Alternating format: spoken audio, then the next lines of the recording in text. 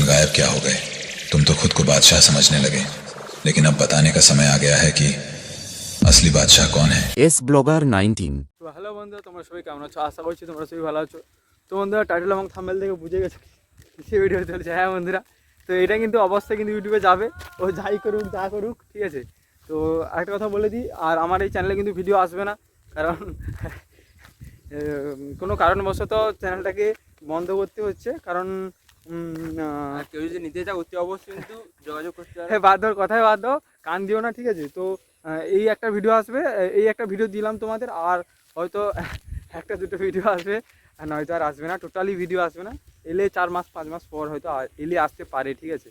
তো অবশ্যই এটা কিন্তু পুরো ভিডিও ওয়াচ করবে। আর কাদের কাদের আমার ভিডিও ভালো লাগতো বলতে, হ্যাঁ 1%ও যদি ভালো লাগে, 100%-এ যদি 1%ও ভালো লাগে, অবশ্যই কিন্তু তোমরা কমেন্ট করে জানিও যে এস ব্লগার 19-এর ভিডিও 1% হলেও ভালো লাগতো, ঠিক আছে।